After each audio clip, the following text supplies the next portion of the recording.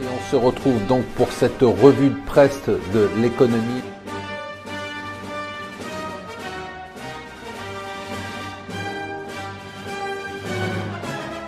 Bonjour et bienvenue sur Mon Financier pour la revue de presse de l'écho. Alors on a toujours des marchés qui continuent à monter. Hier on a eu des nouveaux records. Alors l'élément nouveau de la journée intéressant, c'est le pétrole. Le pétrole qui a eu quand même des variations assez étonnantes cette année. On s'attendait à beaucoup de pression. L'Arabie Saoudite a fait tout son possible pour le faire remonter. Ça marche.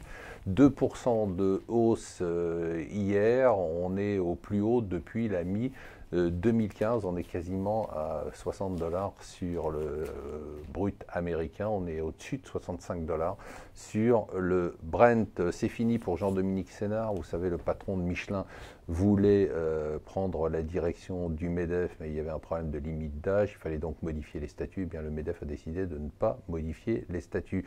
Le deal du jour, c'est le rachat par le groupe de services informatiques Atos du spécialiste des puces et de la sécurité Gemalto pour faire un géant numérique européen. Ça, c'est quand même une bonne nouvelle, une opération à 4 milliards. On vient d'avoir ce matin les chiffres de l'emploi, ils sont bons. On a eu 44 000 créations d'emplois au troisième trimestre, ce qui fait une bonne année. Alors, c'est pas encore le délire, mais on avance tranquillement.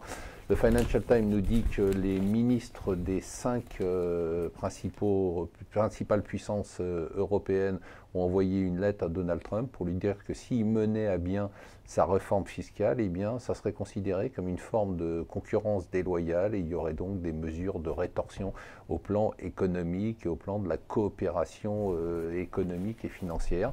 Donc c'est quand même assez intéressant. C'est vrai qu'aujourd'hui, s'il y avait une baisse des impôts, il y aurait une distorsion. Il faut dire que même au sein de l'Europe, la distorsion est quand même réelle. Est-ce qu'on va envoyer des avertissements à la Grande-Bretagne? Est-ce qu'on va envoyer des avertissements au Luxembourg ou encore à l'Irlande? Je ne suis pas sûr. Et hier, bien sûr, impossible de ne pas en parler, c'était la première journée de trading du Bitcoin à Chicago. Comme on pouvait s'y attendre, beaucoup de volatilité. On a été obligé d'arrêter 2 fois le trading tellement la hausse était forte, avec une hausse de quasiment 15%, alors qu'on est déjà monté de 50% la semaine d'avant. Eh bien, ça continue donc avec l'ouverture sur Chicago. Il y a une deuxième ouverture dans quelques jours sur un deuxième marché de Chicago. Voilà, je vous souhaite une excellente journée.